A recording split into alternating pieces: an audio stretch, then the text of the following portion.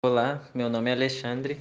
Eu sou o Bruno e nesse vídeo falaremos sobre nosso projeto de pesquisa desenvolvido no tema de programação genética cartesiana paralela na geração de circuitos, orientado pelo professor Éder. Aqui são os tópicos que serão abordados ao longo do vídeo.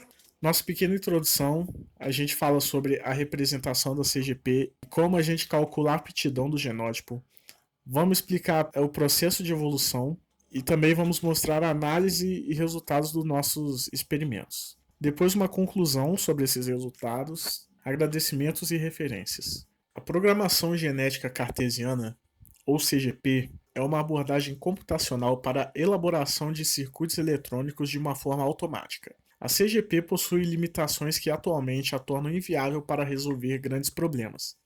Porém, para pequenos problemas, é interessante notar que é possível testar milhares de novos projetos, os quais não seriam possíveis de serem obtidos por projetistas. Por isso, uma maior diversidade de soluções é encontrada, podendo assim gerar resultados não convencionais, que inclusive podem ser melhores que os já conhecidos. Os programas na CGP são representados como grafos acíclicos dirigidos. Os genes guardam as informações sobre as entradas e suas operações lógicas a serem executadas. Um conjunto de genes forma um genótipo, que é um vetor de números inteiros, que além dos genes contém as saídas do circuito. Aqui a gente tem o circuito e seu genótipo antes e depois da mutação. A representação em branco e tracejado no circuito e tanto no genótipo representam nós que não interferem na saída, que também são chamados de nós inativos. No genótipo, os dois primeiros elementos de cada tripla representam seus nós de entrada, e o terceiro representa a operação que vai ser realizada. E logo no final, a gente tem os nós de saída. Essa é uma representação da tabela verdade para o cálculo da aptidão do genótipo.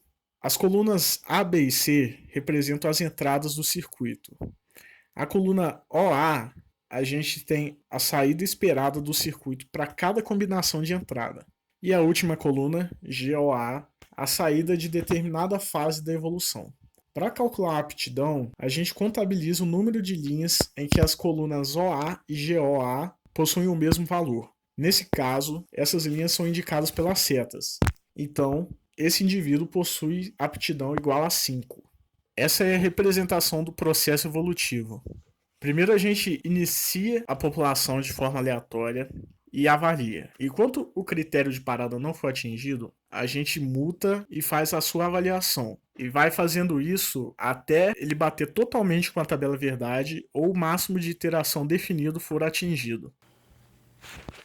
Nessa primeira tabela de resultados com 100 mil iterações, a gente vê que 16 clones são melhores que 4, contrariando as recomendações da literatura, como pode ser visto pela média e desvio padrão. Em 1 milhão de avaliações, o resultado para 4 clones mostra que ele é o melhor. E da mesma forma também para 10 milhões de iterações, 4 clones são melhores. O problema é que conforme o número de portas aumenta, o tempo para solucionar o circuito aumenta de forma exponencial. Com isso a gente pode ver que tanto com o número de portas quanto de clones, a gente obtém resultados diferentes da literatura, como é o caso da primeira tabela, que mostra que 16 clones são melhores que 4 clones, que é o usual. As informações e imagens apresentadas no vídeo foram retiradas do livro Cartesian Genetic Programming, escrito por Julian Miller, criador da CGP. E por fim, gostaríamos de agradecer a todos que assistiram ao vídeo e à Universidade Federal de Juiz de Fora pela oportunidade de participar desse projeto de iniciação científica, além de seu apoio financeiro.